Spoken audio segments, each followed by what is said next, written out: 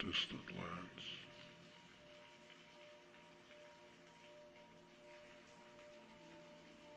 We have been here for 200 days. No one's coming to save us.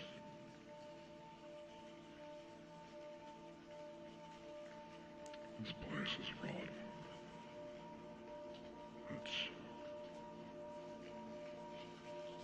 It's pure black.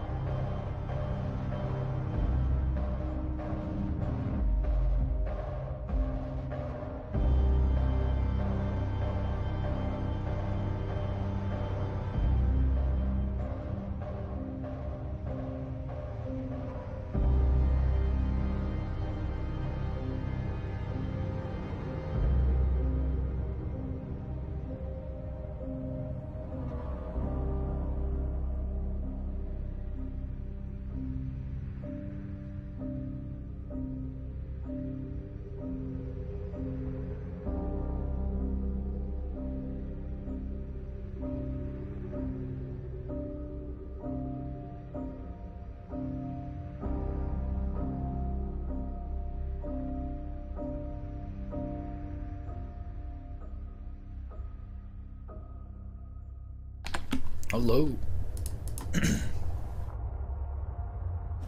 All right. So we're pretty far along in this now. I did this last night right after the stream. I added depth buffer support to the post-processing. So I just made or I just modified this little example cartoon invert post effect to output the depth buffer. So now you can see it renders out the depth buffer when I have this effect enabled, which is very nice.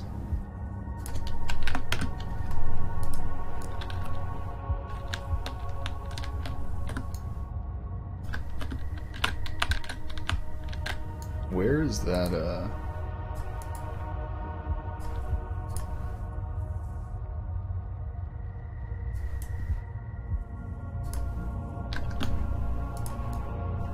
It's weird.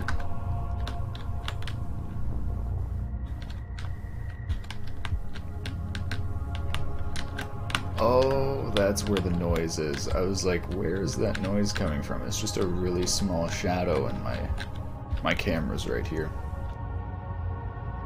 Alright. So I also went and did the standard weight. SRP batch are not compatible. Per material var is not declared in shader property section. Oh. Gotta fix that. So there's just gonna be little things now going through and fixing this. Alpha cutoff is totally defined here. Oh, I have it as... Oh, this needs to be alpha cutoff. There we go, now it's compatible. So I went and I modified and made a transparent shader. Oh yeah, and I added normal map support to the standard shader. It's very nice now. It's got normal map scale as well.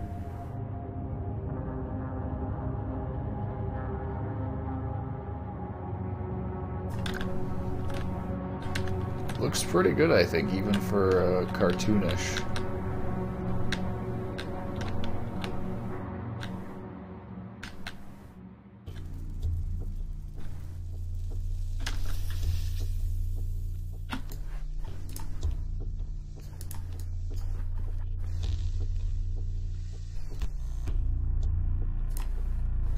Alright, so now I just need to do particle shaders. Oh my god, I'm dropping frames.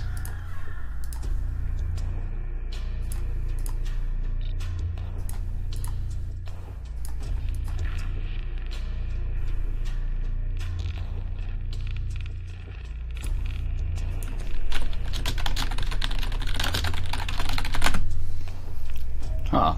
So I guess my internet's having issues. Maybe go get some water. Hopefully, it looks like it's already getting better. Hopefully it improves.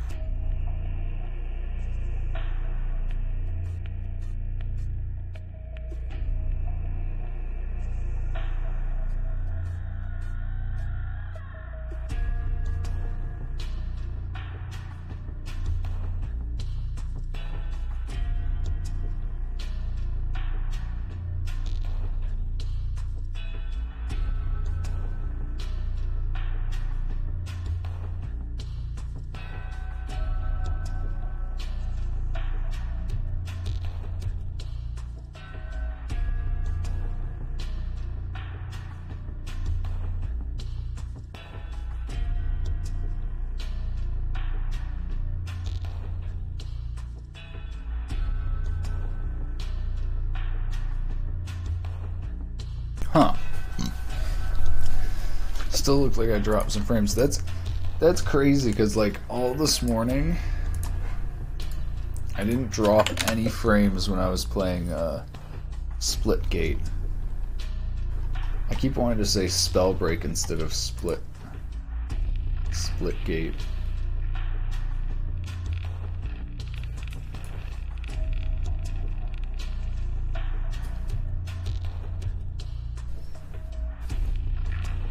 Huh.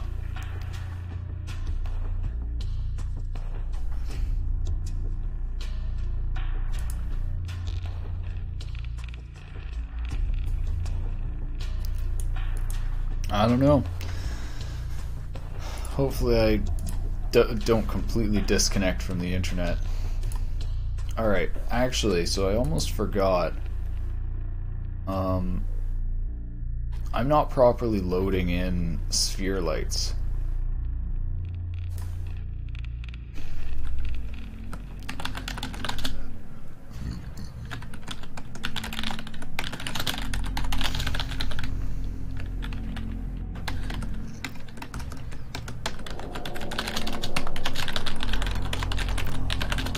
Alright, so right now I'm just loading in all of the sphere lights, but what I actually need to do is go through and sort the sphere lights based off their closeness to the camera and how bright they are. I basically need to like select which, if there's more than 16 lights, I need to select which 16 I'm actually going to display. So I guess if there's under 16 lights, I can just not do sorting, which is very nice.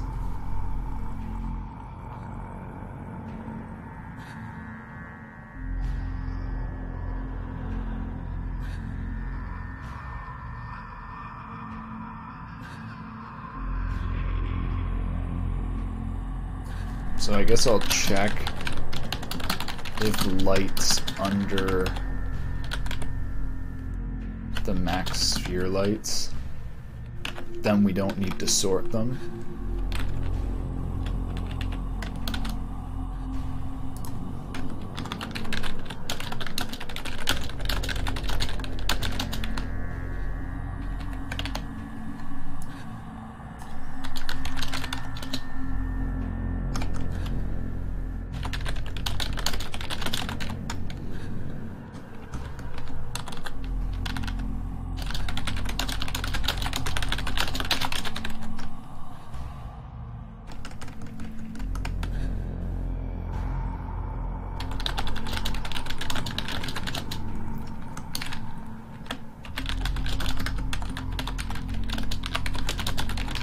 Based on distance/brightness.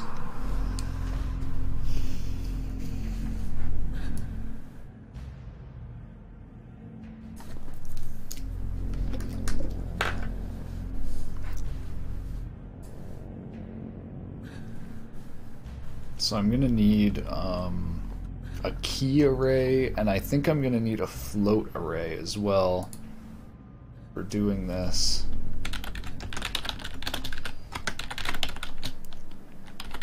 Like keys, float, light, importance. I guess I'll call it yeah, importance I guess makes sense. Sort them by importance.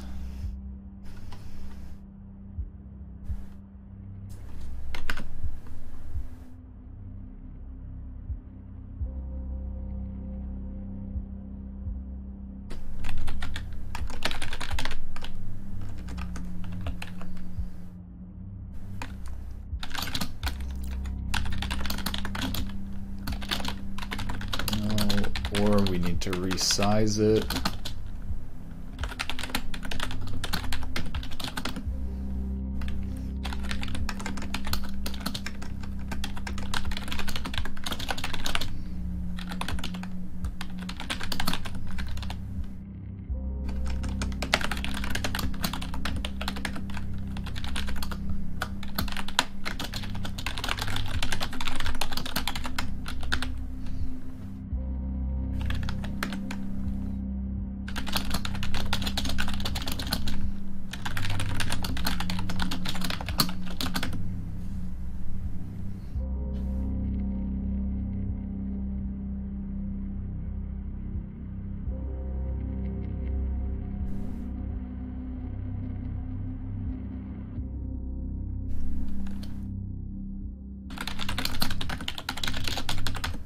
So we just set the keys to the index, and then we need to calculate the light importance is brightness divided by distance, because we have the inverse square law. I might do distance.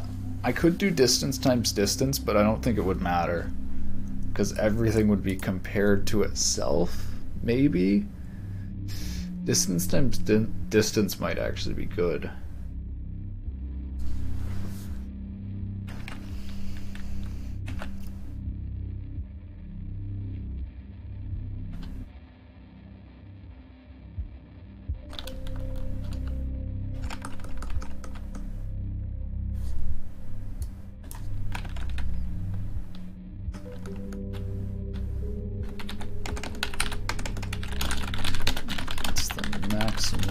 Select which are shown based on importance. Alright, so how do I calculate this?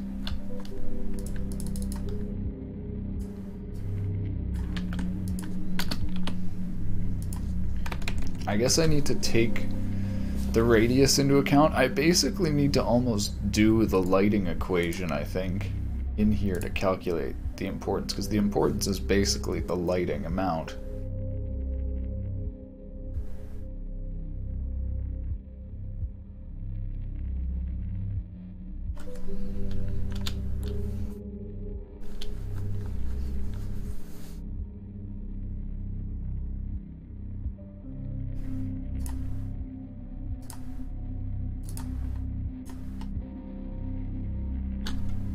So I think I might just do this same attenuation.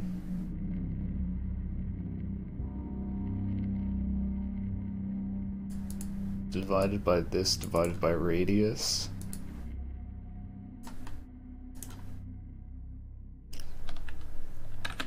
So position compared to the camera position.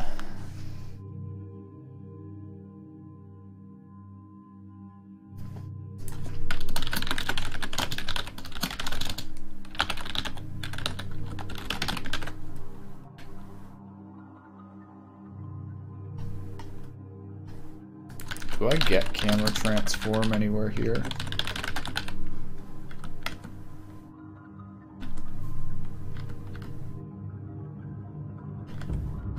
No, I don't. This is actually the only time I get camera transform. Okay.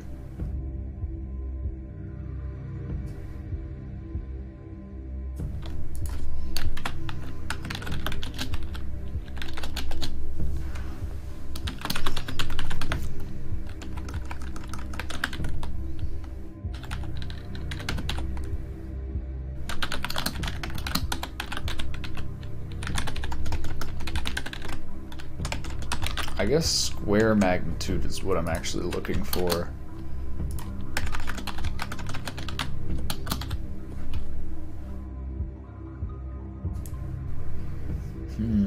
Because then I do square root here. No, actually I'm just gonna keep the simple attenuation function.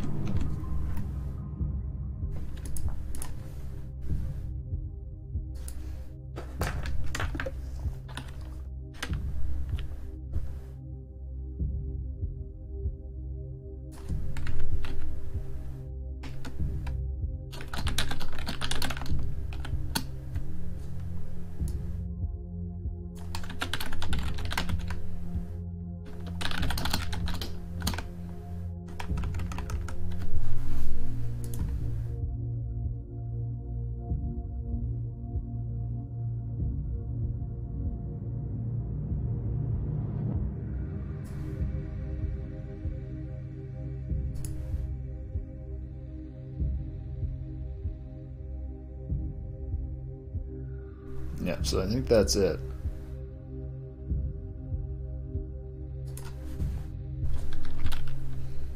So then just color.magnitude. I guess max color component will do.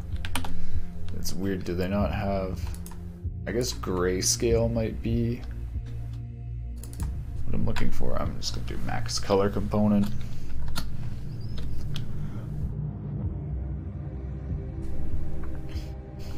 Max color component divided by length. So that should do it. Higher values are more important.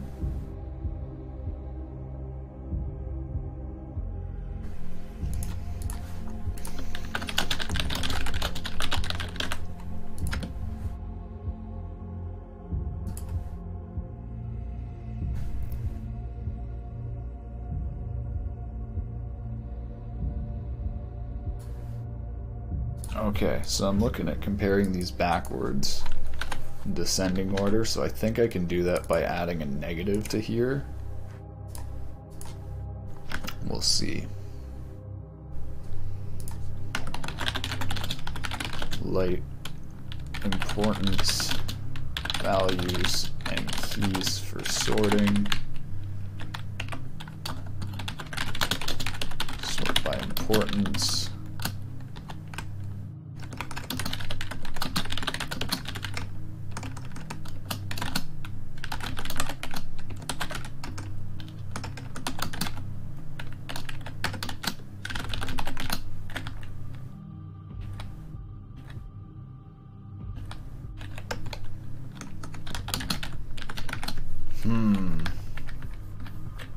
I need to do this with keys.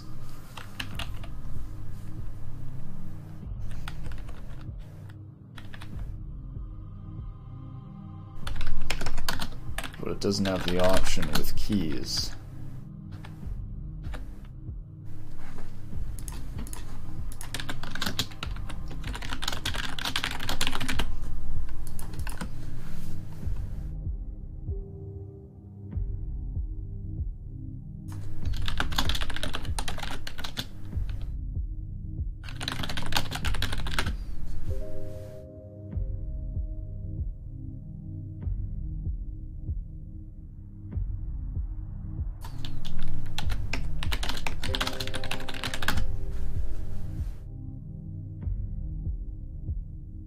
See, this is so weird because I would think the array.sort with keys would take integers, but it's a system.array.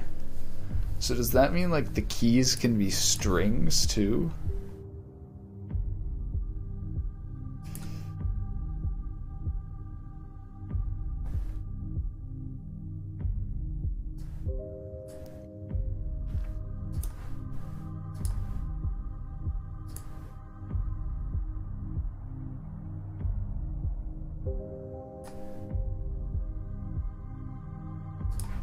Yeah, I guess that's my only option. Unless I put it into a class or struct and then do a custom comparer, and then I feel like that might be even slower. Oh, this is a TK. Oh, so I actually can do it with key and values. Nice. Generics.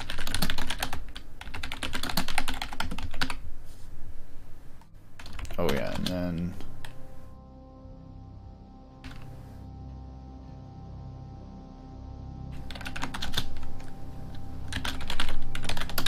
because our array can actually be bigger.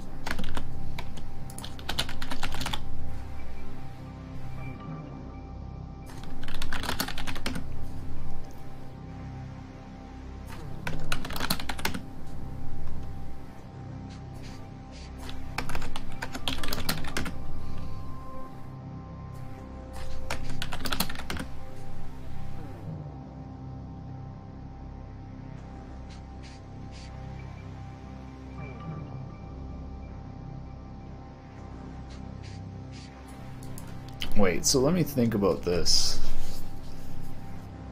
In this, it'll select the smallest, which should be negative.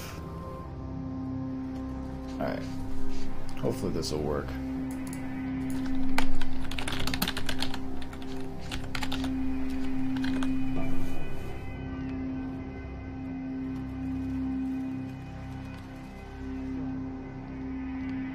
Like keys, lighting data, okay.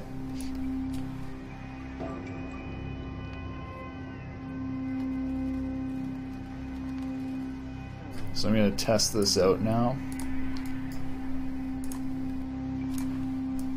by putting a bunch of sphere lights in the scene and then setting the limit to like 1 or 2 and watching it pop in and out.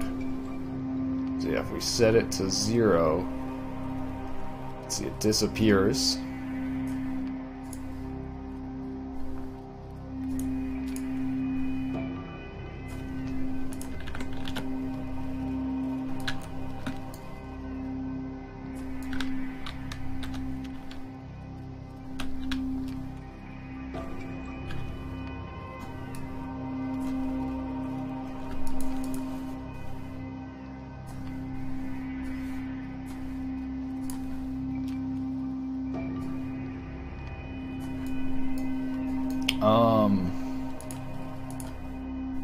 What?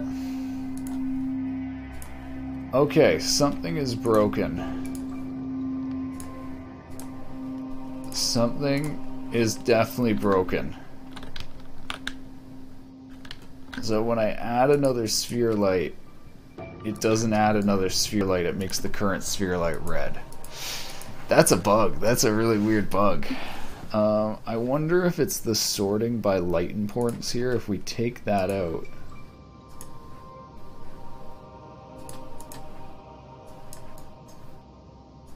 does it fix it? No, it doesn't. Okay. Interesting. So why would that happen? Let me debug this. Sorting.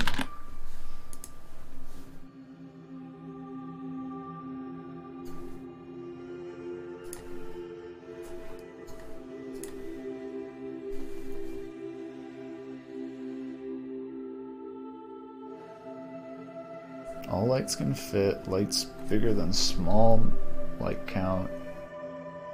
Leading data 12.y equals slights.count.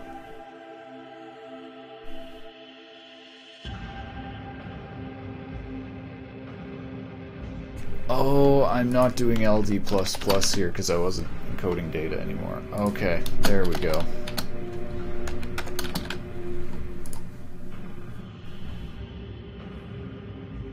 There we go. 2 lights. Okay, so now what should happen is when I set the max lights to 1, one of these should disappear. And then when I go closer to 1, it should appear. Okay, so it says it's sorting the lights, but I don't think it's sorting because it's not changing the lights. It's not changing which one's being displayed.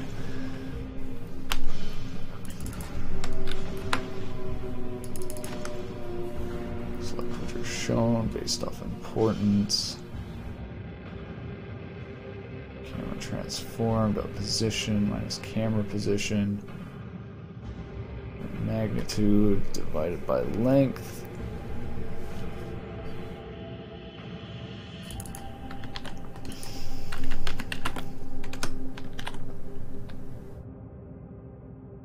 These items, index length.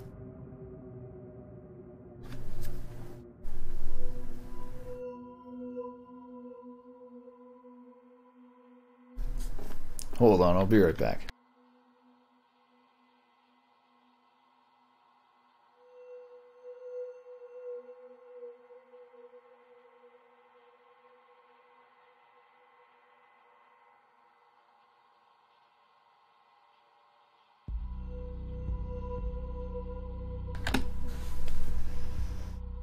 Okay.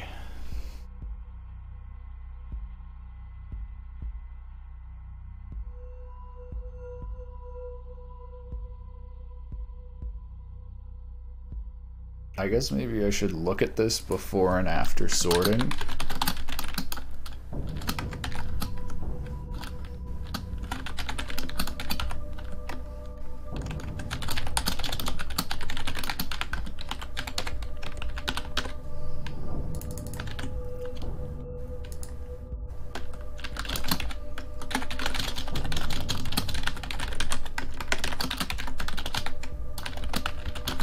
Maybe it's not sorting how I think it is.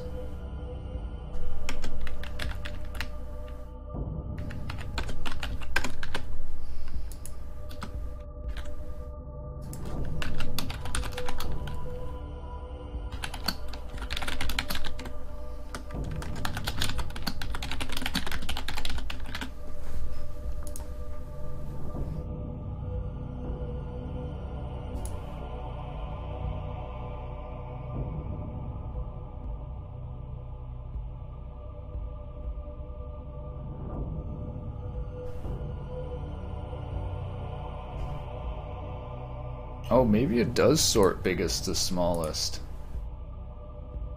Maybe I'm wrong.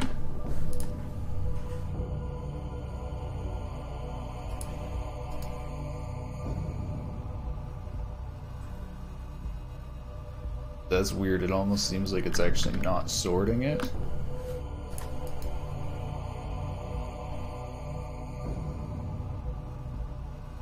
Yeah, it's not sorting.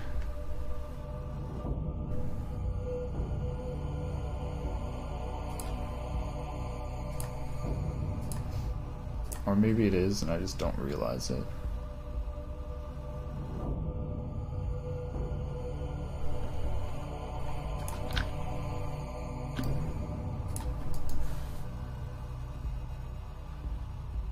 Yeah, it's not sorting. C# array sort not working.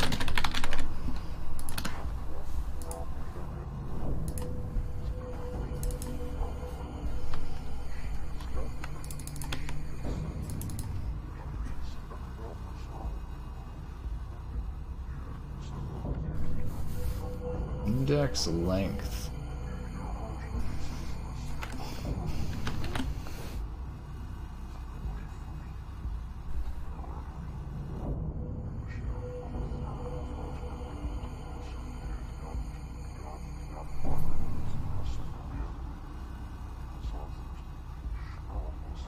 I wonder if this is a bug.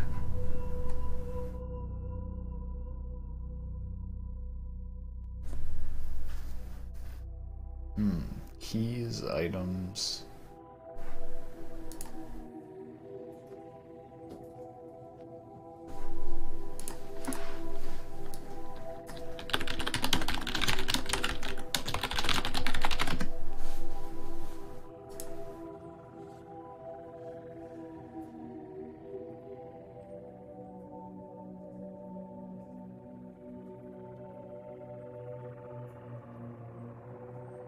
Oh, weird. So it doesn't work with floats.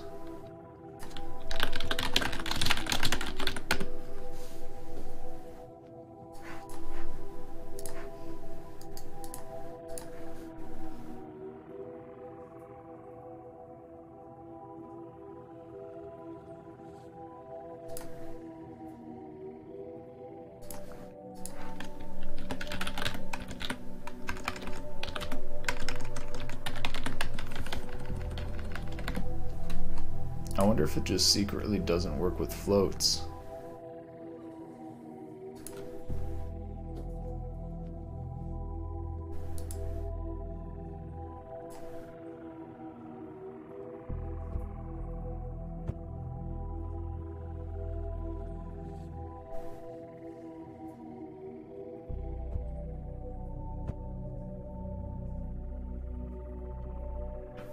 If I'm just going to use a comparer too, then I may just sort the objects in an array.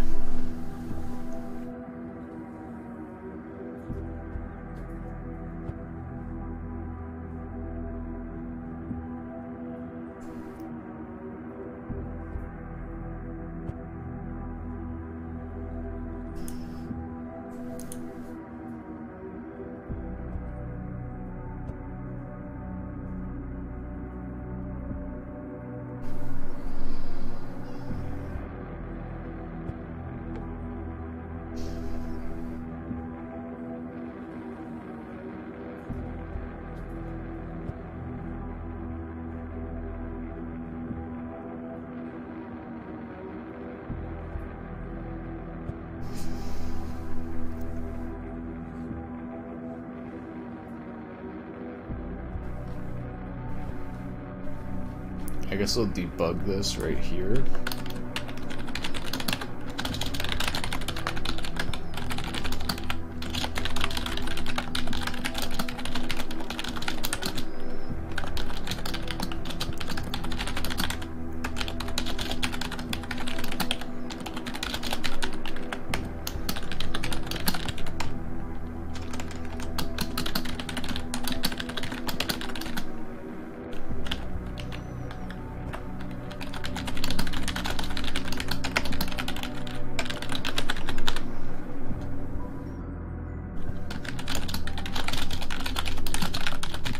I bet now that I use the non-generic method, it's gonna work.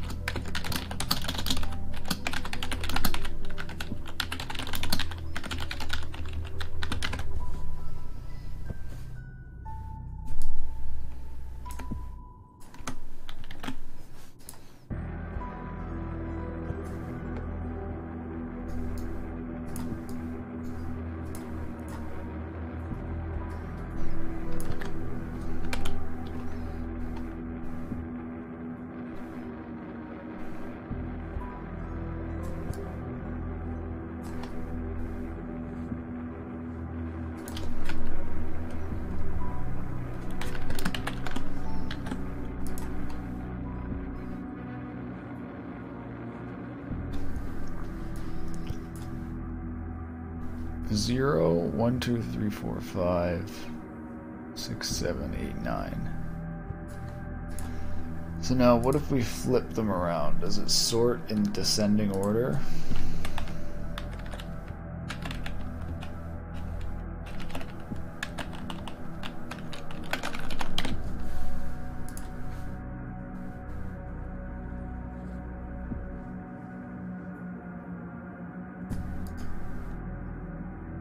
No, doesn't change sorting at all. So what if we change it to be just the light key integers?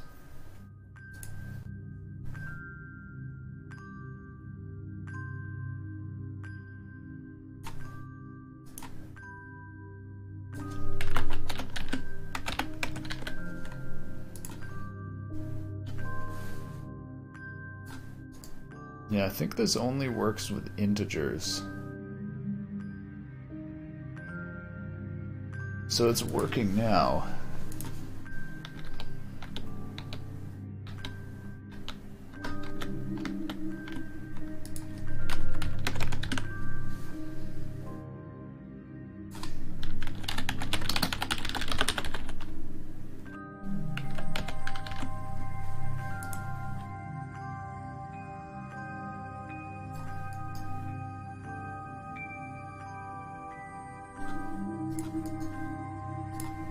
Yeah, so I guess maybe it just doesn't work with floats? That seems so weird.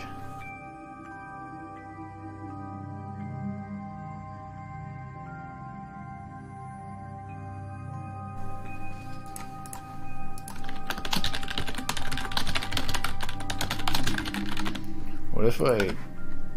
Is it maybe just keys? What if I do both?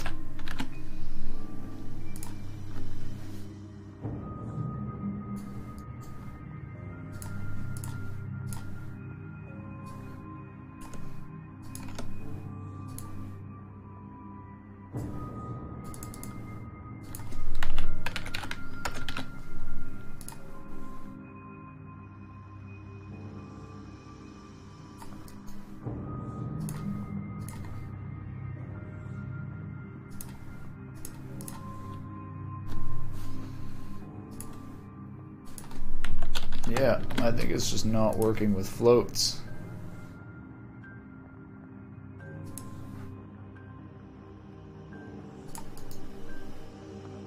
So it says that if the types are naturally comparable, that you can just run them through array.sort. Maybe that's a bug in Unity? I wonder.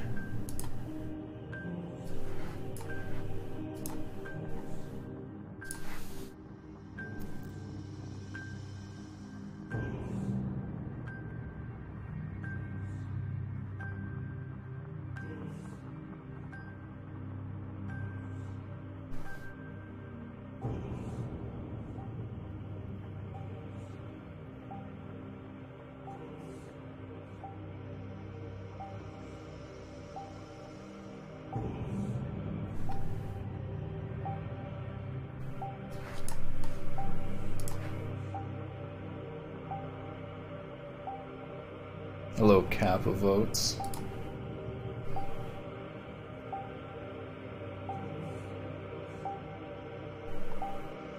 Doesn't say anything about floats not working. That's so weird.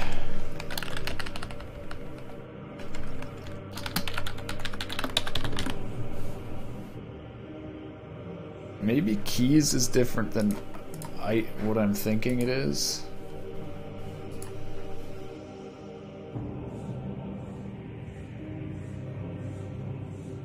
Just on the keys in the first array. Using the eye-comparable implementation of each key. Oh, it is based off the first array. That's so weird. Okay, so that's actually really confusing. When it says keys, I thought indices. So I actually just need to flip these around and do light importance like keys.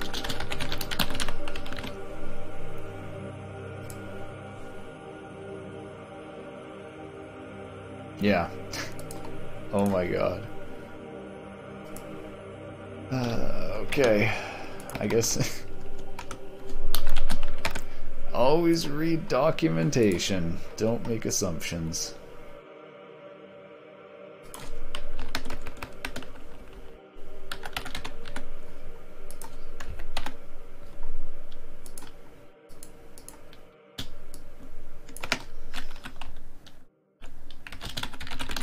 So this should sort low to high. And our lowest will actually be the highest because we're flipping it negative. So that'll give us a nice way of sorting by descending. Okay, I think it's working. Alright, so we're closest to this light, which is actually brightest. So now when we go to this light, it should flip over. Yep. Beautiful. Alright. There we go. It's selecting lights based off the importance. So that it is kind of buggy having lights flick on and off. But I mean, that's like... You have constraints on computers, it's just the harsh reality. But having it automatically select the most important lights is very nice. Why did it just teleport me over there? So I just have it set to 1 max light, just for debugging, but you can actually have 16 lights.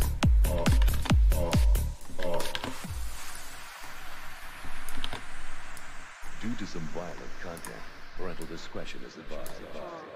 Amphetamine, amphetamine, amphetamine, amphetamine, amphetamine, amphetamine, amphetamine, amphetamine,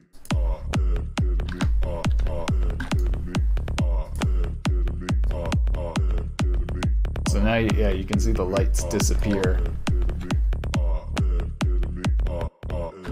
So now this will select the nearest lights.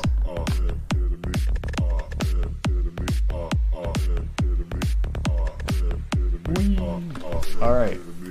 Ketamine hydrochloride is a man-made anesthetic that moonlights under names like Special K, Kid Rock, and K. I think it's actually working. K. K. K. Ketamine is available legally as an animal tranquilizer. When taken as a street drug, Special K can be snorted, swallowed, or injected. After doing K, you will likely feel as if you've had several cocktails. You may even feel like you're walking.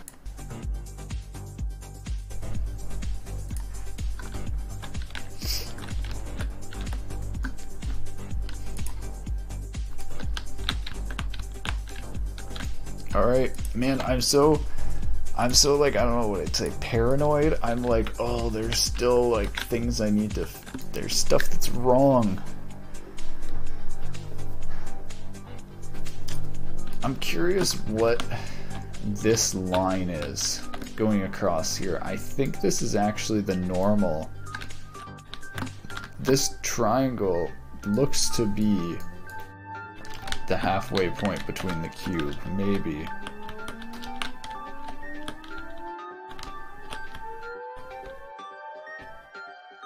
weird. Alright. But yeah, it was like, I almost forgot to do this light sorting based off importance. Because I just had it copy in as many lights as it could. Even though I said to myself I was going to do this light sorting. So now I'm like, going through, I'm like, what else have I missed? Have I forgotten this? Have I forgotten that? Alright, I think we'll create a particle system and we'll start trying to do particles.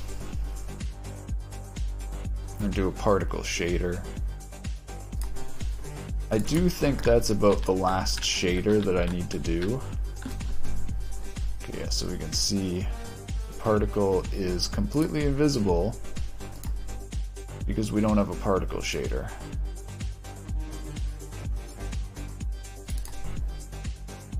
So what if we just select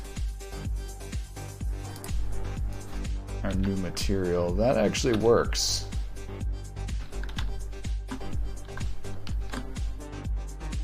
It's actually not bad.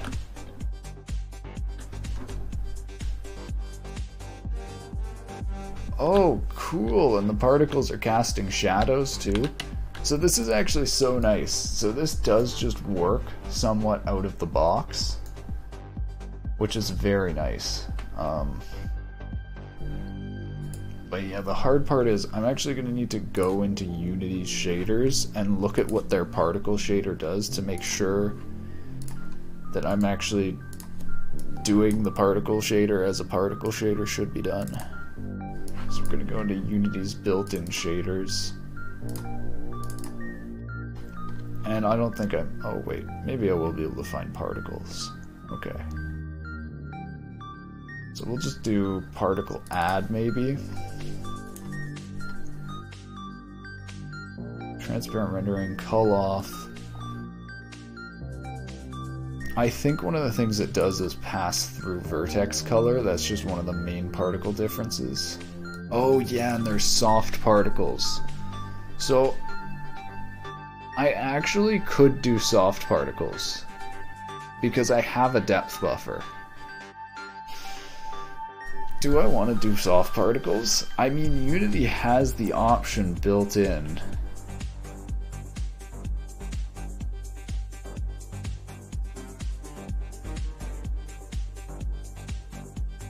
Yeah, so beside that, it just does tint color and multiplies it with the vertex color.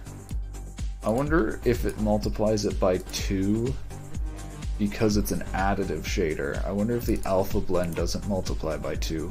No, it still multiplies by 2. Interesting.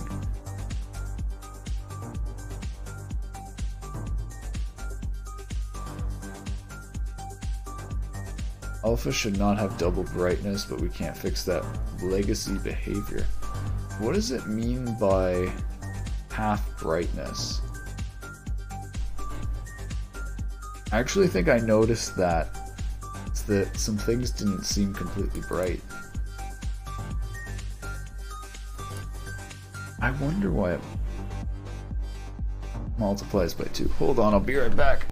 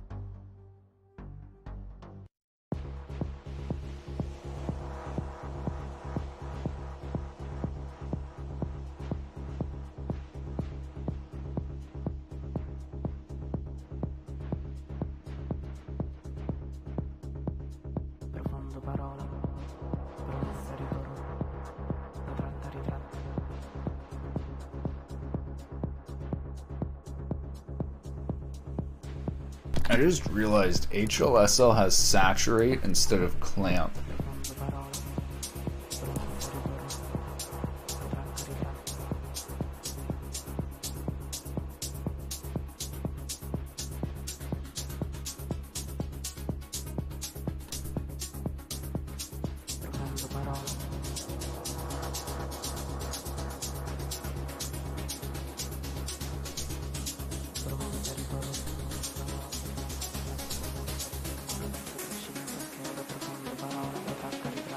So I guess maybe I should use saturate.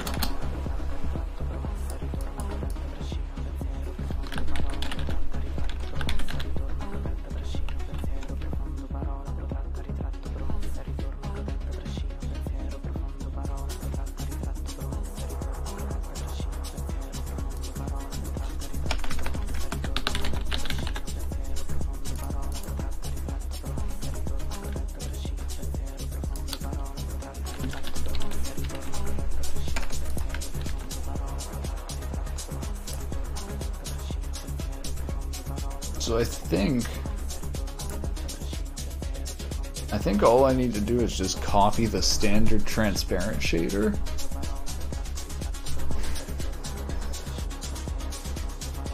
I literally think this is just a transparent shader. I'm just thinking, do I want to do soft particles? And so what I would have to do for that is I would have to pass the depth texture to a shader global, which actually wouldn't be that crazy. When I render the depth right here, see, that's the weird thing though, is it's not something that's enabled. You would literally need to just enable a post-processing effect with depth just for the soft particles.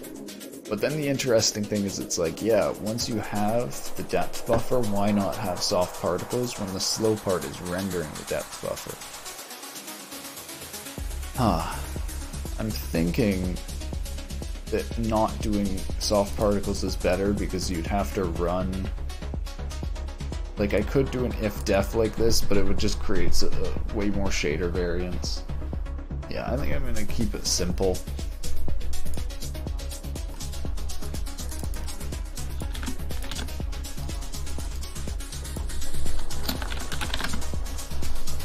So I'm going to try to make this an uber particle shader, similar to transparent with all these enums here.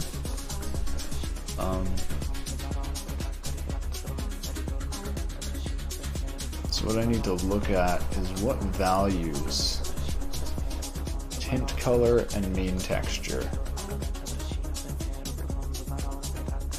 And it looks like everything else is passed through the color. So I do think all we need to do is just apply tint. And maybe cull off. Maybe we don't need a culling option.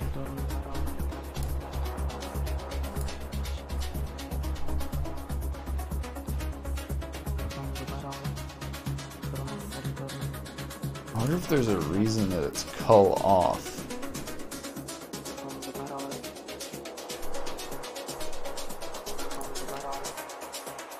I guess because particles can go both ways.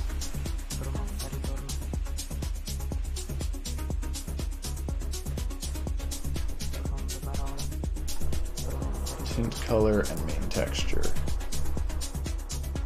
So I guess I can include shadow bias here. I wonder if this is hidden in an inspector, or if this tint color is applied from the particle system. We'll see.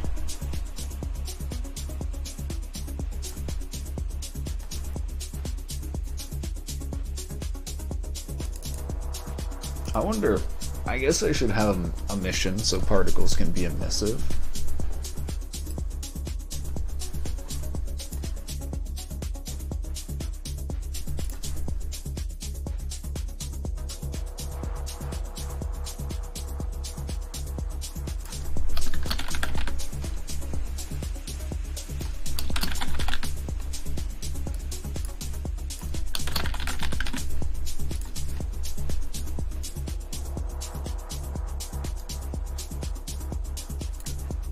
try making a particle shader now, or particle material.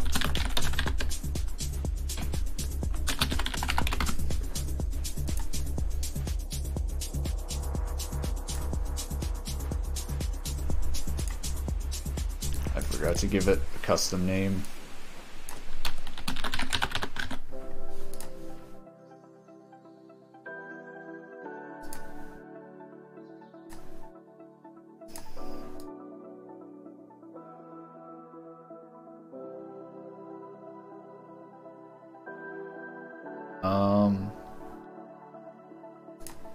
So let's look at applying tint here. Right in between two colors.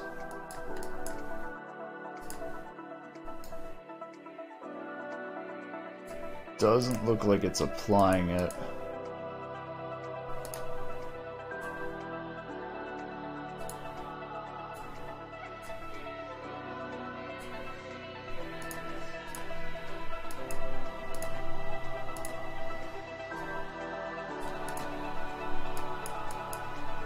Red, green, blue. Alright, so it's not generating different colored particles. So I guess the tint is totally applied, so that's really weird. I actually think tint isn't needed here, since the tint is coming from the actual particle engine. So instead of doing multiplied by tint color here, or multiplied by the vertex color. Actually, let me see, is this fading out either?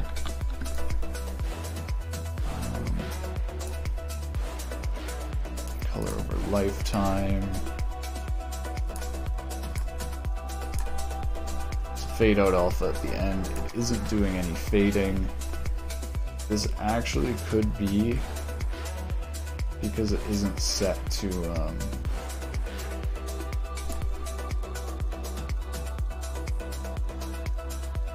yeah, it doesn't have any blending.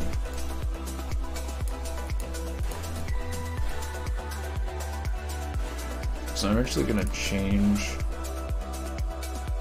these defaults.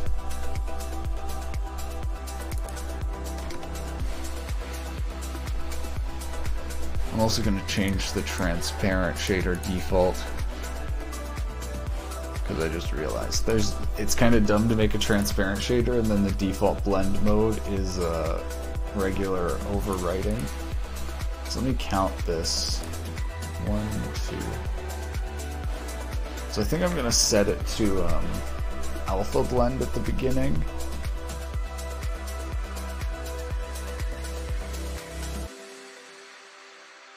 Which I guess might be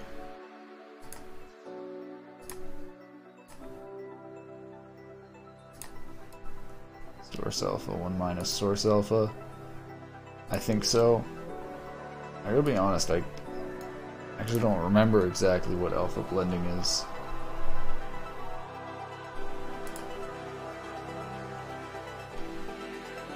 Either way, let me load up the color data here.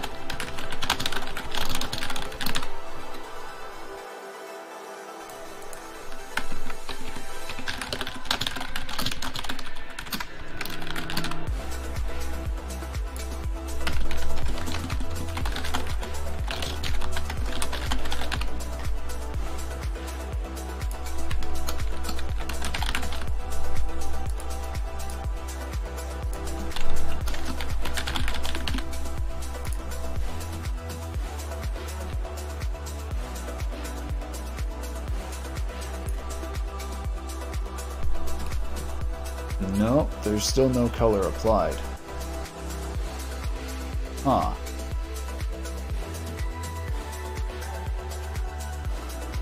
Oh. Because I don't have the particle material applied. There we go.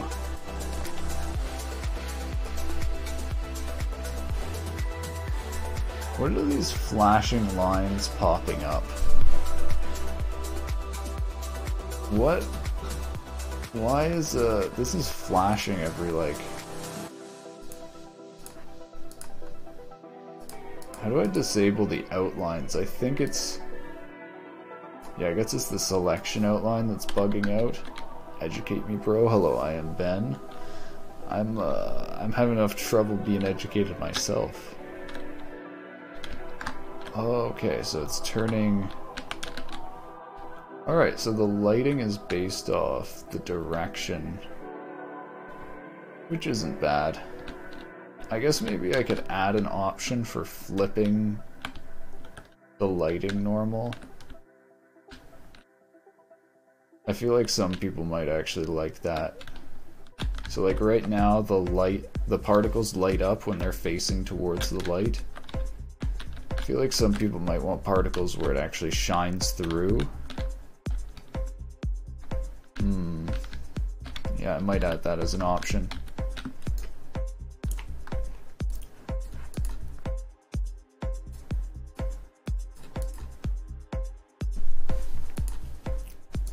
It's going alright. I'm struggling with Unity, trying to make it my own.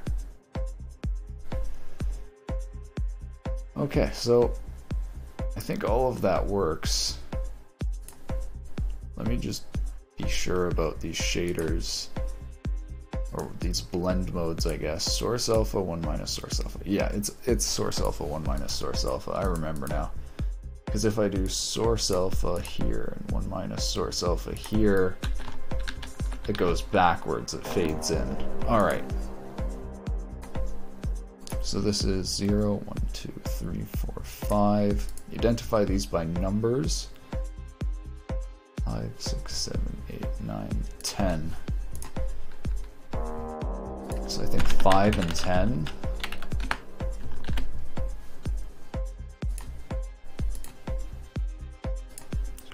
Three, 4, 5, yeah.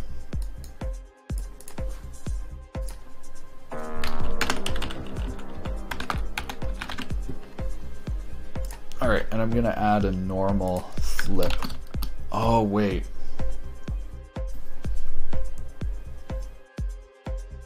How do I add a toggle or a bool?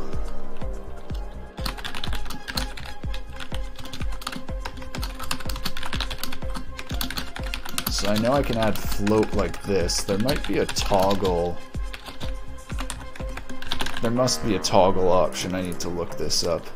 Unity bool shader property toggle. Shader properties, no bool support. Nope, you'll have to use a float or a range to toggle between 0 or 1. I've basically given up on it. I know C#, I understand the program, I just don't get how it works. Like if I want to do something in Unity, I can't do it. I have to research on how to do it, / implement it, have to do it for everything. It just gets annoying. Yeah, what I tell people these days is that the new version of Unity is a lot, I don't know, worse than the old versions, and if you go and open up like Unity 5, it's a lot more straightforward. Unity 5 is the old version from like 2015.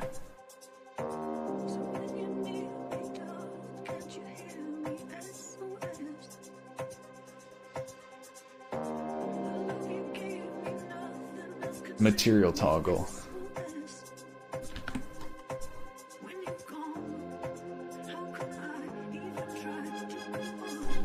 Wait, I actually think I remember how to do this. Boolean properties and shaders with material drawers. Toggle for with grid. Oh, it's doing a shader feature. I think this material toggle is what I'm looking for.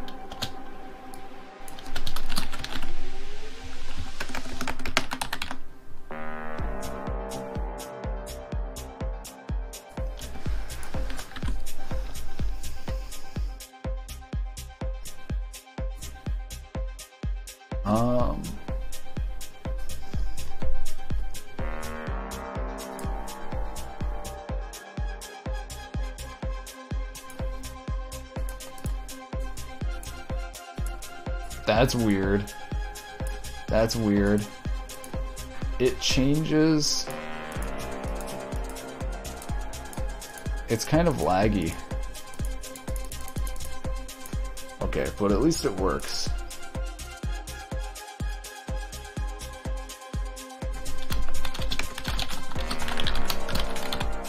So this is the conflicting thing, is, oh, I guess I can just do it here. I was like, I'm thinking it might mess up the tangent for the normal map, but actually I don't think so if I just flip everything here.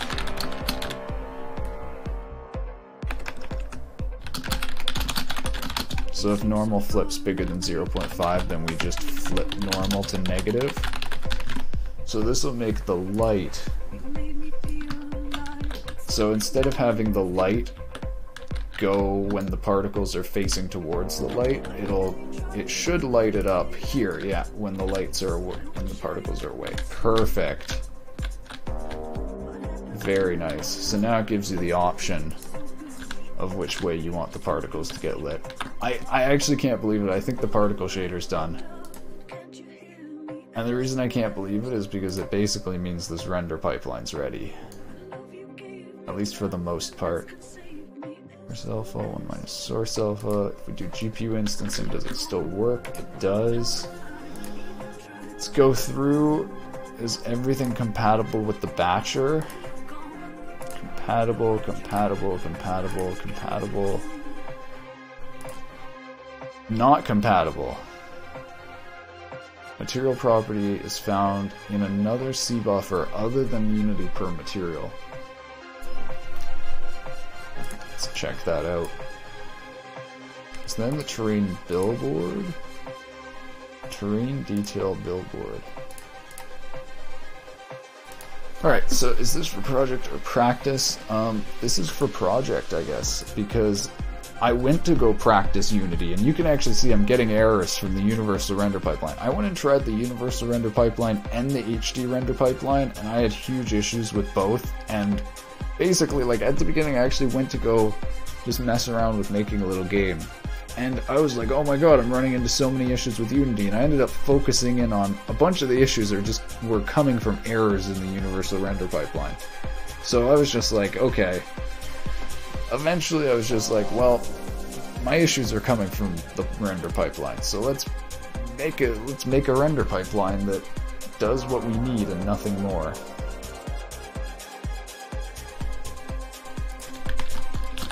Wave and distance. So I guess maybe I need to take this out.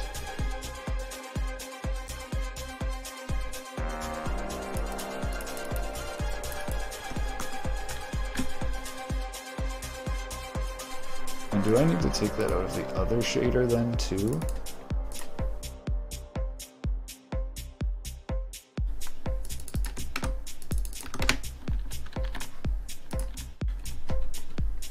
These are kind of like built-in Unity shaders, so... Oh, there we go. Compatible. Alright. And I also figured out that render queues actually won't do anything in my scriptable render pipeline unless I program them. So I guess the alpha test here is kind of useless, but... whatever.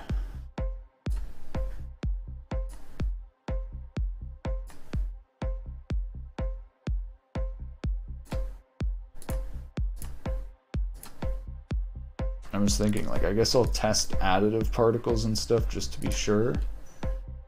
I'm not going to pretend to understand it. I'm going to be honest, I think this is, like, one of the more complicated aspects of Unity, in that when I Googled this, there's literally, like, no documentation on Google on making your own custom render pipeline. There's, like, one by Scratch a Pixel that is pretty good. So what's funny is...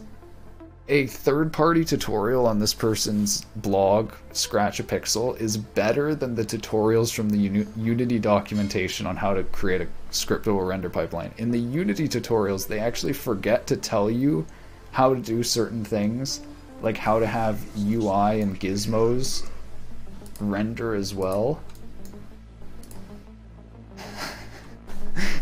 So that's kind of a big red flag when it's kind of missing vital documentation. So I feel like a lot of people have just generally avoided this because or avoided creating custom render pipelines just because, like, it is not documented. It's just straight up not documented.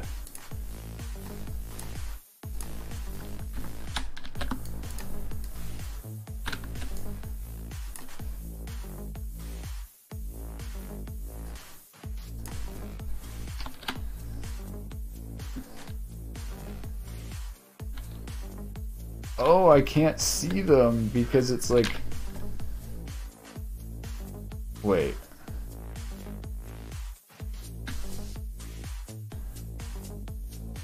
Oh, I can't see it because of the lighting. Oh, that's interesting. Okay, so additive is working. It is working. Let's try doing pre-multiplied.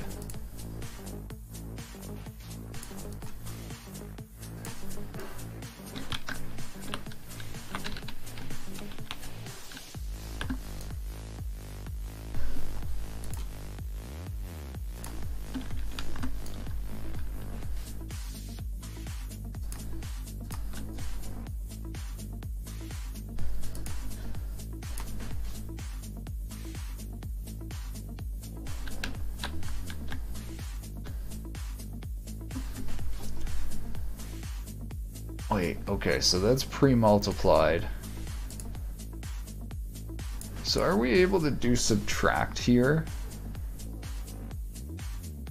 What would be subtract?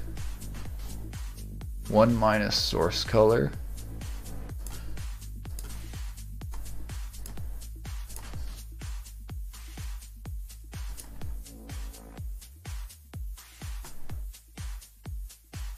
So wait. Okay, I'm actually confused about this. So both 0. So if we set destination blend to 1, the destination is always set. If we set source blend to that. So if we set this to subtract the source color, it will subtract... Okay, very interesting. Blend modes are cool. Blend modes are cool. It's literally like that for everything. I'm glad that Unity has documentation. I think a lot of it comes now from other YouTubers explaining it. So that, yeah, I've talked about this a lot, but like you can actually see, hold on, let me show this. So this is horribly apparent when you start creating things like custom render pipelines. If you look at the old Unity documentation, like one of my favorite parts of the graphics API that's so simple but it's just really effective is this command buffer API. And so this was documented back in, like, you can see like 5.2. You can see it had full documentation back in like 5.2. Very good documentation. Basically goes through, explains everything, holds a list of rendering commands, light rendering. Typically they would be used for Unity's render pipeline some way. You go through like a bunch of these things, and it's like, it's pretty well documented.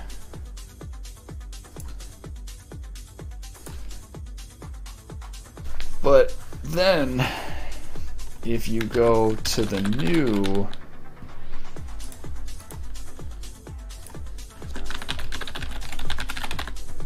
If you go to these new render pipeline assets, the render pipeline, which is a way bigger class than command buffer, has a single line description. Defines a series of commands and settings that describe how Unity renders a frame. Entry point that defines custom rendering for render pipeline. This method is called automatically. This doesn't actually tell you how to use the rendering command to create a script of a render pipeline. So it's like it's horrible. Like, it's literally like the new stages of Unity. You can actually, hold on, let me bring up the new input system. The new input system is like this as well. There's basically no documentation. They've actually gone to a new documentation style here, which I do not think is good either. If you go to Rage against the dying of the light. The wise men at their end, no dark is put action as an abstraction over. Oh my god, this one's actually good. do not go gentle into that. This one's actually really well documented. Rage against the dying of the light. I just proved myself wrong. Hook on to callbacks. So this is really well documented. Arguably, this is way too well documented. In that, what I mean is, if you're just going to try to develop a game, and you're like, alright, I'm going to make an input system, and you open up the input class, and you get this giant set of 10 paragraphs describing how to do an input action. It's like, this is so much just for you to do a left button input. How did you get to that page? Exactly. How did you get to that page? You had to go to the scripting API and then go down to input system and manually find input action. Because when you go to search, it actually takes you to manual, which doesn't actually have the scripting API. Like, their new documentation system literally doesn't function, in the sense that if you're trying to go for documentation, it doesn't give the documentation to you. Instead, it gives you these little manuals. Yeah, dude. There's a bunch of stuff that's like, I think it's been like jokes about how like Unity in 2020 or 2021 is like this, like, it's crazy. But it's like, it actually is. It's not... The thing that I want to bring up too is when I used Unreal Engine crashed all the time, and it was like worse. It was worse. So like, that's the crazy thing. If you want to develop games right now, I guess Godot is people have only very good things to say about Godot. But like, that's the thing, is like, this stuff from Unity isn't very good, and it's like, I don't know, arguably bad design for what they're trying to do. Like, I think the reason people use Unity is because you can just pick it up and build a game out of the box. It's like, you use it because it's easy to make games. It's not like it's the best thing. It doesn't have like the best graphics. My issue is with this new stuff, it's no longer just easy to just pick up and make games. They're now trying to do this more advanced system that's supposed to be for like higher quality stuff, but I feel like at the end of the day, that's not why people use Unity. It's still better than Unreal Engine, at least for me, but I'm still gonna complain about the stuff about it that I think is getting worse.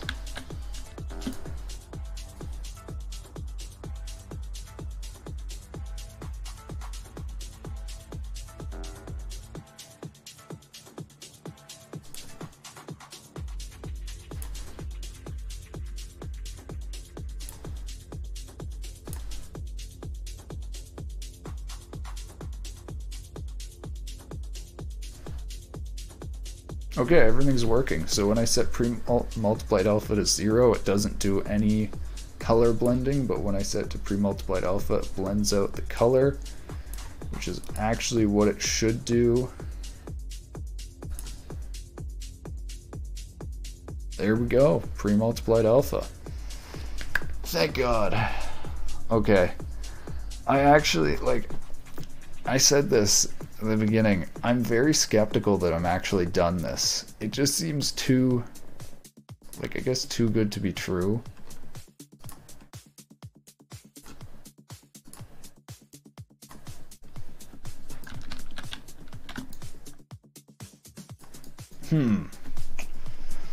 The sphere light isn't working. Did I do something?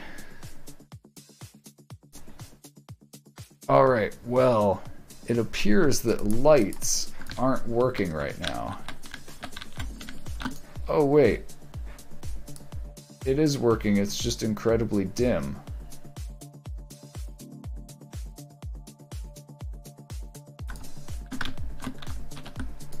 Wait.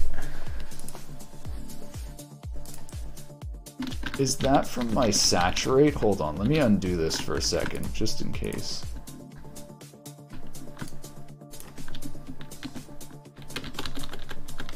It's weird. It seems like they're dimmer. I guess not. Alright. Do you cover Unity? Like, do you do tutorials, or do you just chill and work on your projects? I have only started using Unity again recently. If you look at, like, I have some links in my, at the bottom of my Twitch. Most of the stuff I do has been, like, JavaScript stuff and, like, just little web apps and things. I did a Twitch ad bypass. A little uBlock origin script that blocks Twitch ads. I kind of just do a bunch of really random stuff. So what I'm looking for right now, yeah, that's what I'm looking for. So I was trying to get this light to light up the particles. So you can actually see here the light going through and lighting up the particles. It's kind of cool.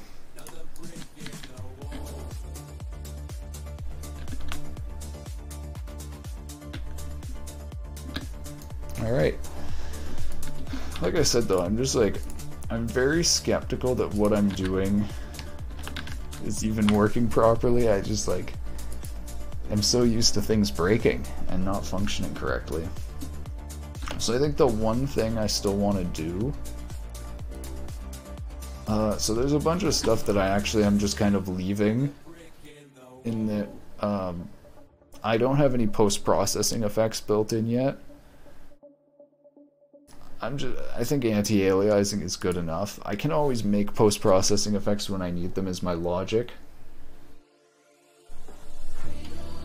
So I think the one thing I absolutely just want that's left in is I want to try to get this shadow camera working. So I struggled with this for like an hour yesterday, and I'm willingly gonna go and struggle with it again now. So this might be fun, but this camera is controlled from an editor script, and it's controlled from the render pipeline asset here. It creates, where is it?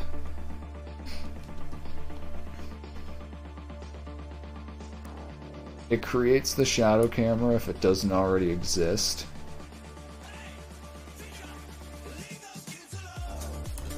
And oh my god. Oh, it just triggers me just seeing this. Okay, so we needed to create a camera game object to render our shadows from in the render pipeline. So then we need to delete our camera in the render pipeline. Oh, this is the shadow buffer. Oh, we need to delete the shadow camera when we dispose of our render pipeline. But the issue is, because this is on dispose, you actually can't call GameObjectDestroy. And I tried destroy immediate, which is supposed to be used in the editor, but apparently it somehow calls this on onValidate sometimes. So this doesn't work a bunch of times. So what this means is, let me show, actually it's best to just show things off. So after we automatically create this camera, when our render pipeline is disposed, we need to get rid of this camera. So what we do is, when it's the editor, we do destroy immediate, because you can't do destroy in the editor. So basically we try to destroy the game object for the camera, because when the cartoon render pipeline gets recreated, it'll just create another camera. So if you see here, it's already created 2 render cameras, or 2... I need to make this not follow.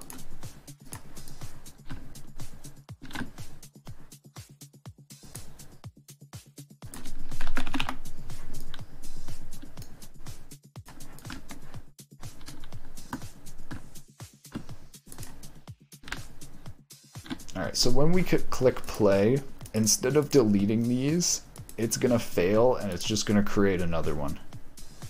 So yeah, now you can see we have 3 shadow cameras, because for whatever reason, calling GameObject.destroy or destroy immediate doesn't work in the editor. I honestly don't know. I honestly don't know what's happening. I guess it's just something with the way the Unity editor works, but this is the bug, is it just creates shadow cameras over and over and over again. Because, yeah, because it, for whatever, like, I actually don't get this, so just think about this. It's calling GameObjectDestroy, but it's not actually destroying it.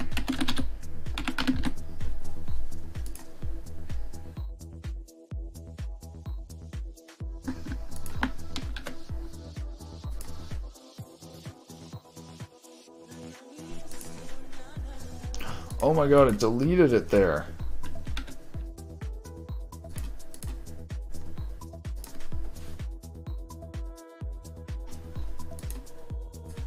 So yeah, right there though, it is not deleting the one used in the editor. It's actually, that's interesting. It's almost like it's creating two render pipeline assets or instances, one for the game and one for and what is this line?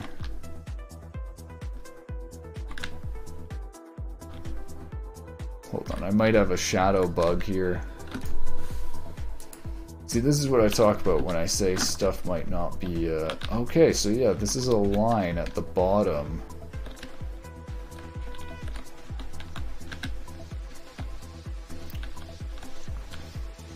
I guess this is just it being clamped. Yeah, because it's only where this surface is. Yeah, and I'm okay. So what's happening here is I'm dithering the shadow coordinates, and when I take the dithering away, this should basically go away. Oh wait, never mind. I guess it's literally just sampling a little bit in the edge. That's kind of weird.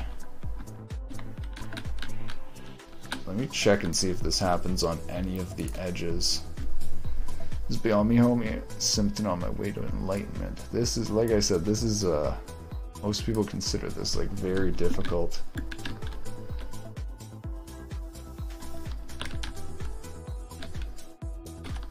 Okay, so it's only doing it at this angle, I think. So when we...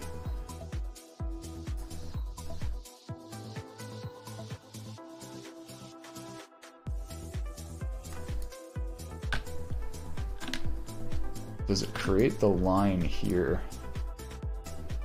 on this side? Okay, that's weird. It doesn't create the line right here.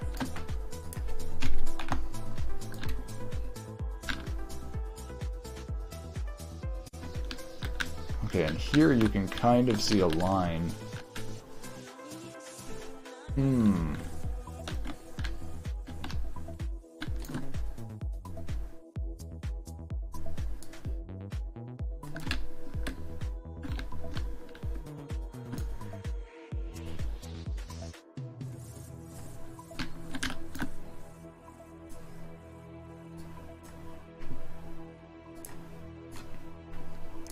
I don't even know what that shadow artifact was coming from. I think I'm just gonna leave it.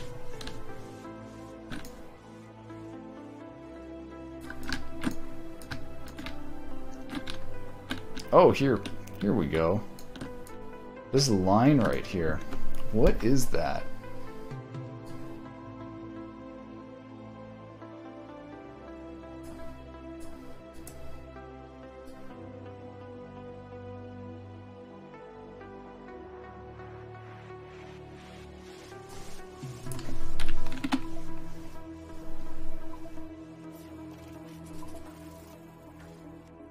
I guess like shadow bias errors show up more. Yeah, so shadow bias makes it disappear. Very interesting.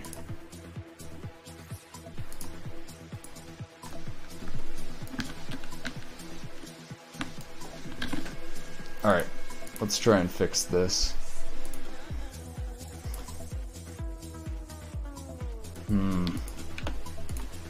So what I did to solve this is that I just searched through all of the cameras in the scene to figure out if the camera's already created by identifying it by its name. The issue is this could still cause bugs, and I have a feeling that this searches through some loaded prefabs as well, so if for whatever reason you have a camera in a prefab, I think this will mess shit up. So that's why I really want to figure out how to do this. So I have a theory that if Unity Editor, I have a theory that we can actually do this properly in the editor. But I think we have to delay it. When you get a minute to like ask something about Unity input system, and able to make the controllers. For Xbox, PS4, keyboard and mouse, for some reason it won't work with the Nintendo ones. Yeah, I don't know. If it doesn't automatically detect them, then I honestly feel like it might not work. That's kind of the whole thing with those, is you're kind of relying on it to all work from Unity. What specific kind of Nintendo controller? Like a Joy-Con? Or that, I can't remember what it's called, the gamepad they have now. Is it a Joy-Con or a gamepad?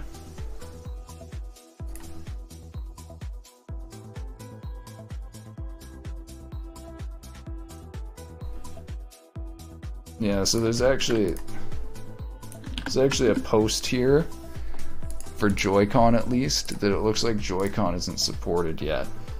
In that it detects them, but you can't actually map the inputs yet. But that was from 2020, so it might be in now.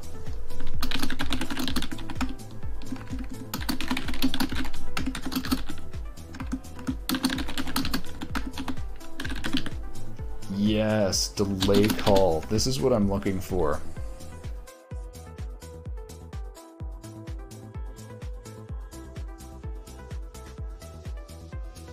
Okay, I need to look up delay call example. So I think if I call destroy in this delay call, it will work.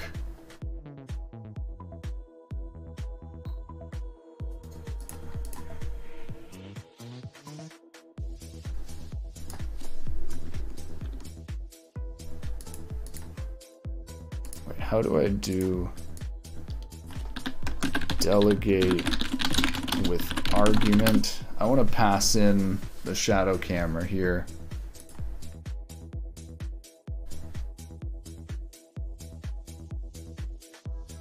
I think I'll need to use an anonymous delegate. It's going to be the only way to do it.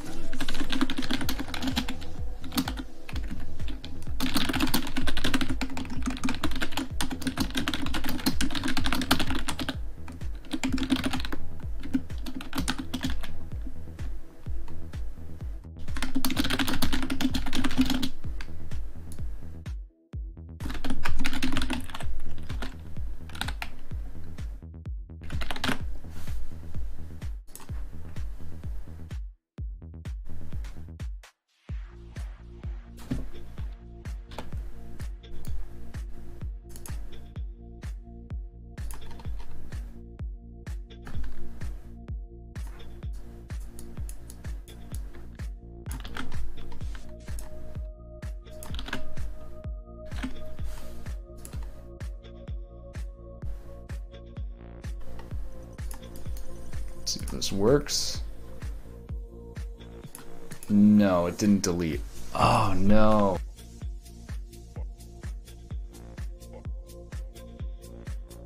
Destroy may not be called from edit mode. Use destroy immediate instead.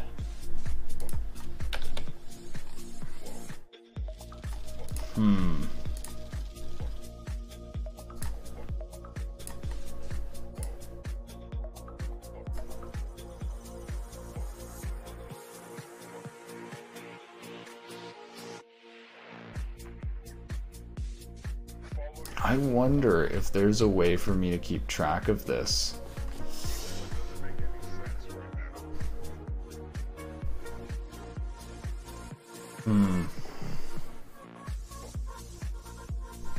Yeah, so I think it loads in a different app domain.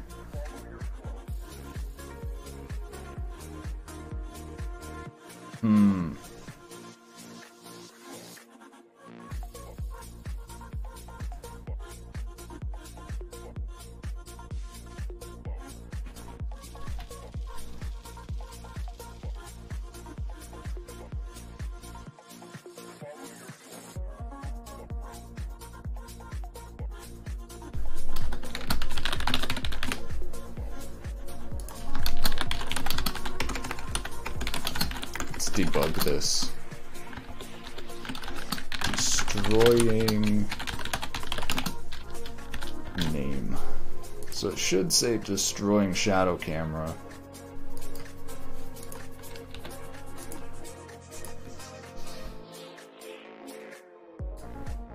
No, it didn't say anything. Object type game. Object of type game object has been destroyed, but you're still trying to access it. So I guess it calls this.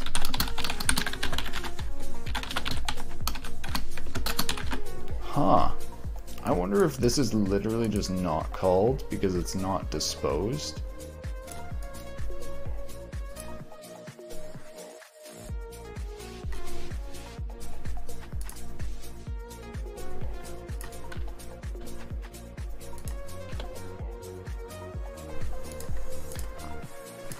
Huh. Try to catch you next time you're on. Thanks for your help. My people need me. Best of luck. Well, best of luck to you too. Glad to help. I used to hang out in a few different discords. The Reddit Game Dev Discord, I think called Game Dev League. I used to just help a bunch of people with Unity and stuff.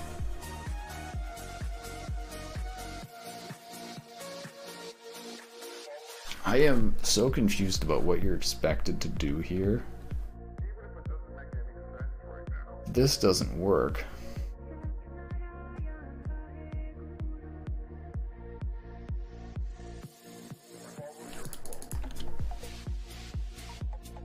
Yes, I do have a Discord. You can do either !! Discord or it's linked down below.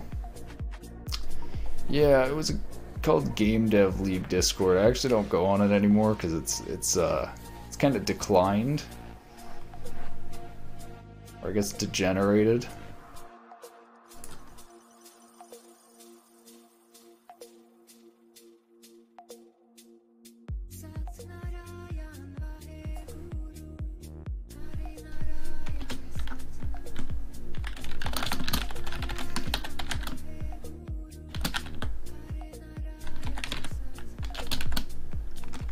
If playing, we destroy. If not, what if we just don't destroy?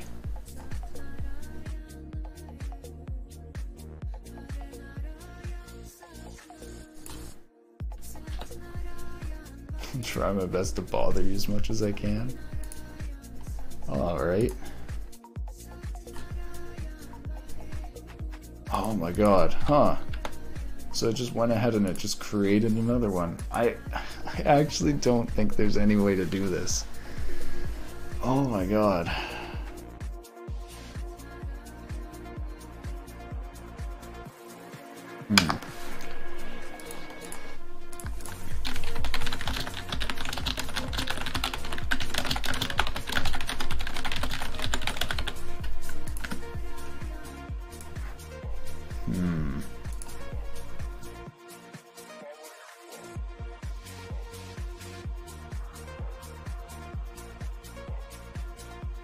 I'll hopefully catch you later.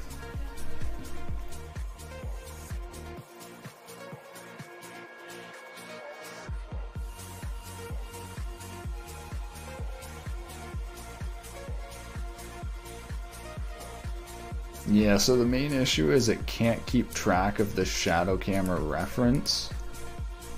That's just the harsh reality.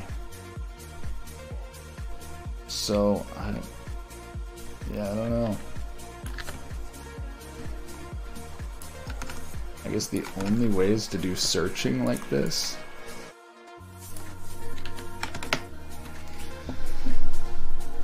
I'm just thinking if the version gets reloaded in the game, then the only way is to try and find the shadow camera. But yeah, if you've already been editing this, there's already going to be a shadow camera too, so... Huh.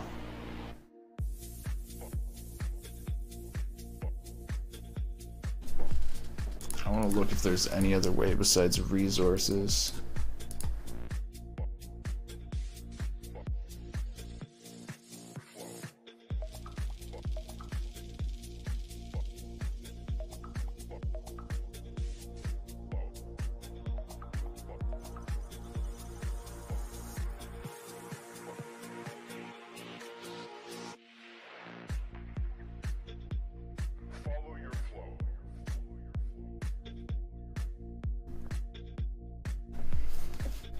I feel like I might just want to get all root objects and search through that. I feel like that's way faster than resources find all objects of type. Let me see about getting root object.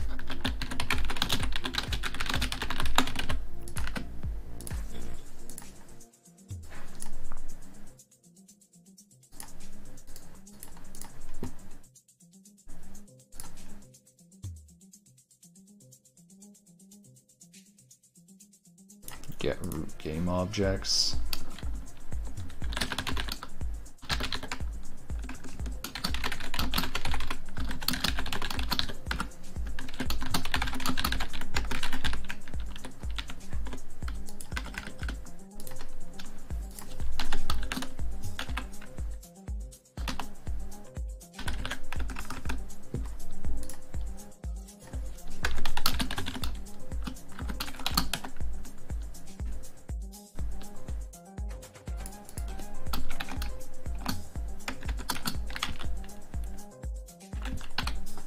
I wonder if I should measure which one's faster.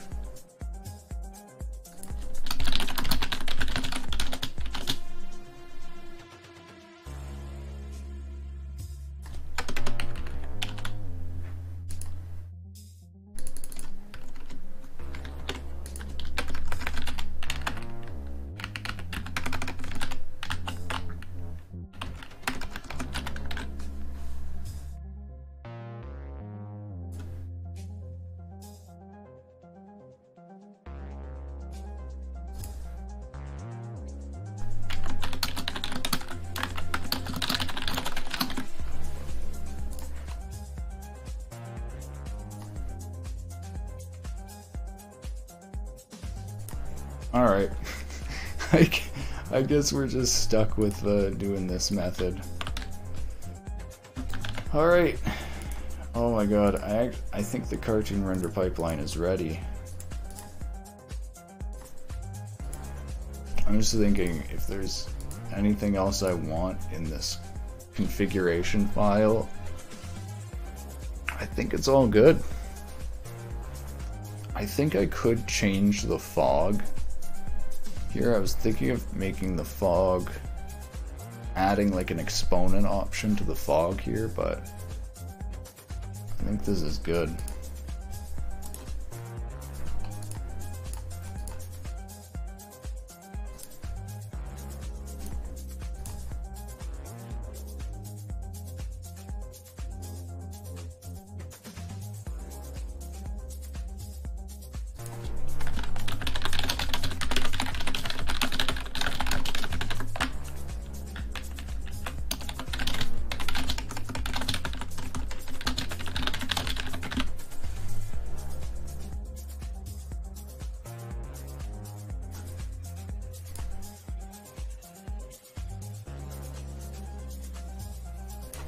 Alright, I'll be right back. I'm gonna think about, I'm not sure if I want to continue this programming streamer. I was having so much fun with Splitgate. I'm thinking of playing some more Splitgate. But at the same time, I kind of want to start building something with this render pipeline. I'll be right back. I'm gonna take a quick break and think about it.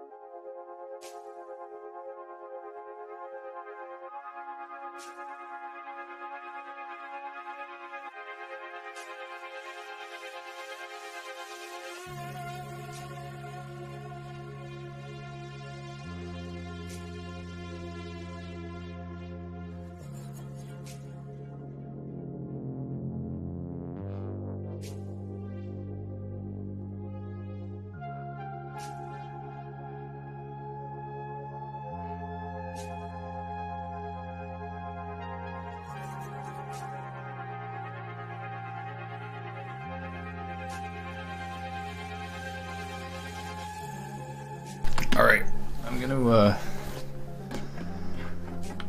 make a build for Android. I'm gonna test that out and see how much FPS we get.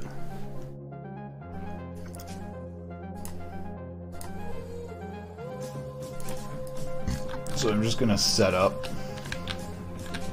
a little test.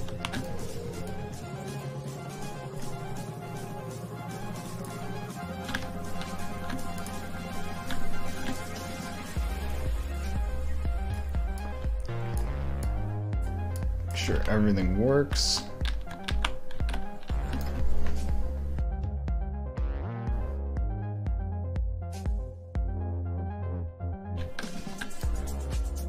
And that we can see it from the camera. Not trying to do anything spectacular, just basically make it so that you can see shadows. Gonna try to put it kind of close.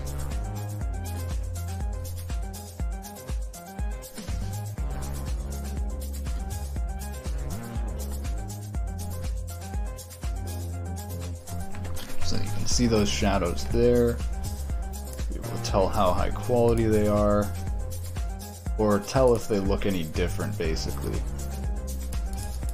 So on here we know we get 230 FPS. Just making sure I have this FPS measure on here. And yeah, okay, it sets the target frame rate to 10,000. So we're getting like 800 FPS. What about when we turn off shadows? Still like 800 FPS.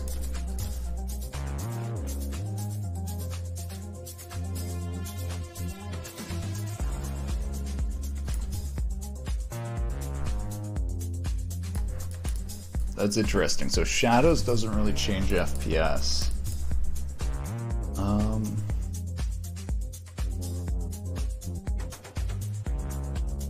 I wonder if I should enable instancing or anything. Honestly, I'm just trying to make sure that this runs, most of all. So I'm thinking about what is needed.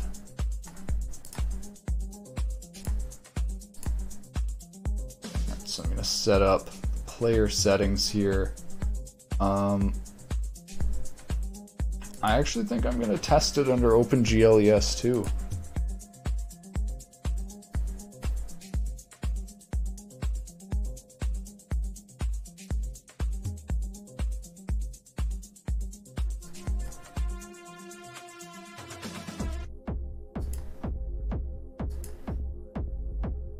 Alright, let's switch to Android.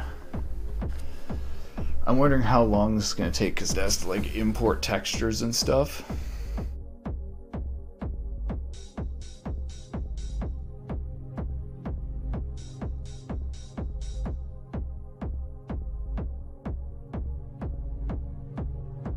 Yeah, this is kind of what I hate about Unity.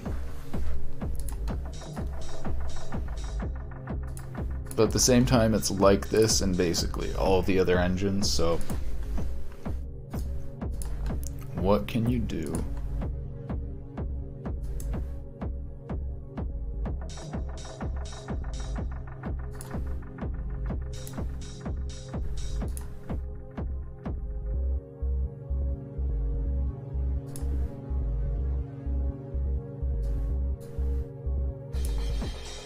Honestly thinking I might do this off stream because it's basically just going to be me sitting here waiting for it to load.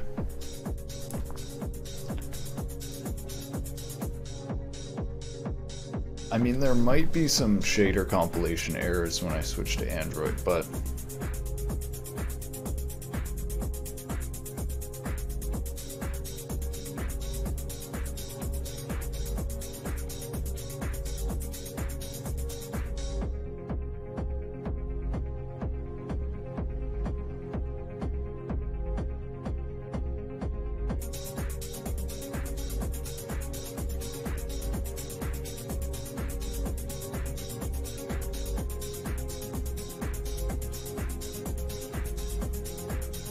Alright, hold on, I'll be right back.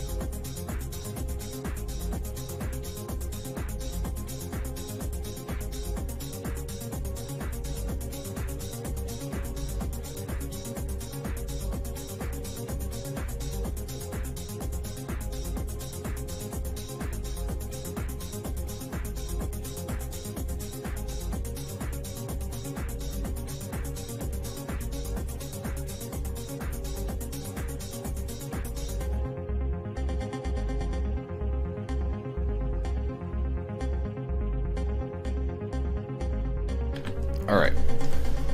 Incompatibility between color space and current settings. Oh my god, and it needs to change the text, re-import the textures again. God damn it, Unity. Alright, hold on, I'll be right back again.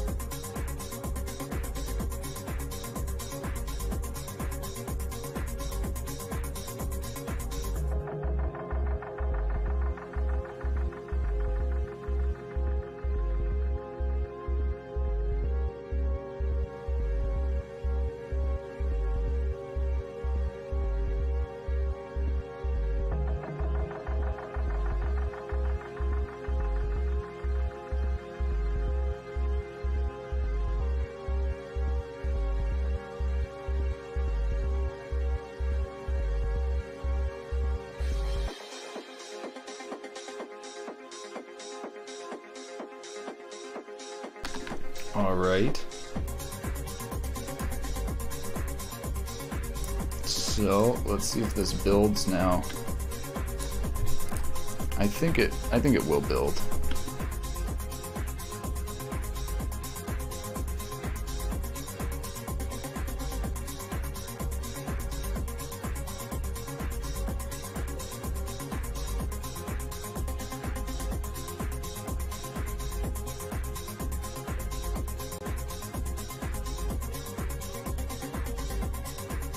Oh, we got build errors.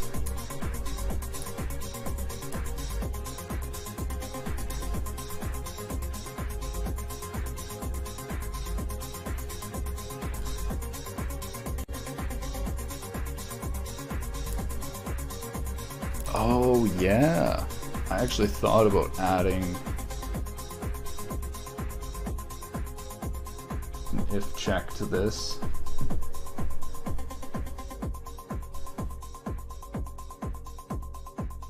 I'm just going to ignore this because I just want to quickly write the code.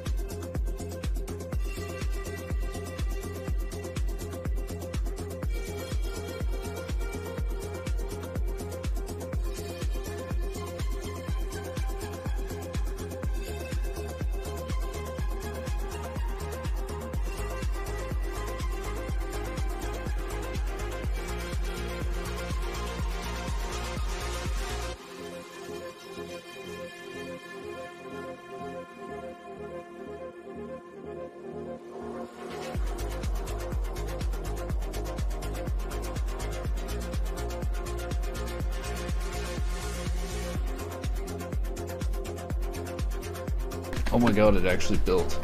Okay, hold on, I'm gonna upload this to my phone.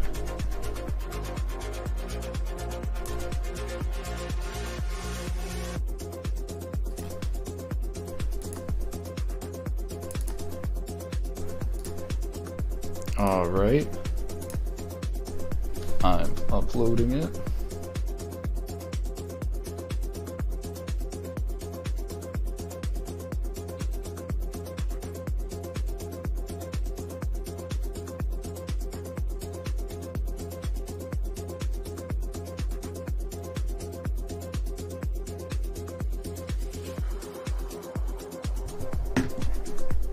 I think it's uploaded. No, just about.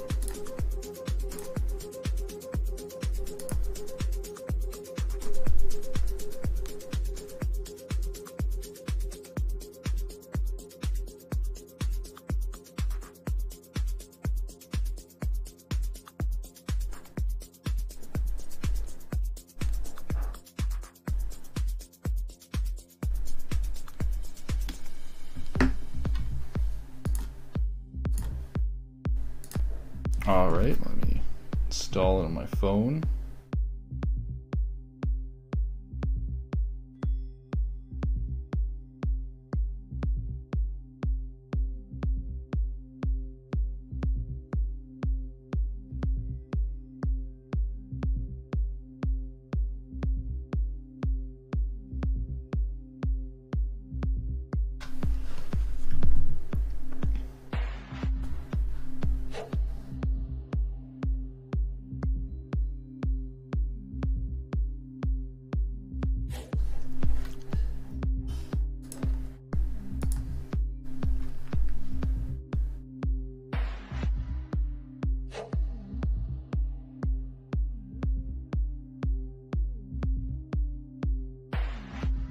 Alright.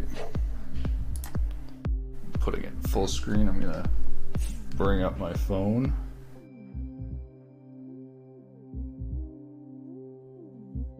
Oh my god, it works. I can't see the FPS though, because I made the FPS black.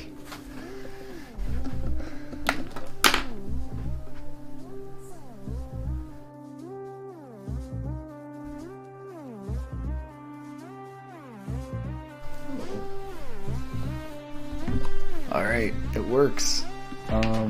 I can't see the frame rate because the frame rate's black, but I can tell that it's 60 FPS because my phone isn't lagging at all. So, there we go. It doesn't just render on Android, it renders on GLES 2 on Android, which is basically the lowest graphics API level. So basically, if this runs on GLES 2, this runs on everything. Alright, I'm very happy with this. So this basically means it works. Using more than 1 pixel bytes. And I didn't even change the quality settings, so that's so cool. Anyways, that's gonna be it for the stream for now. I'm gonna go do some stuff. I might be back in like 30 minutes to an hour and do a short Splitgate stream, since that's so fun. I'll see you around. Thank you for watching.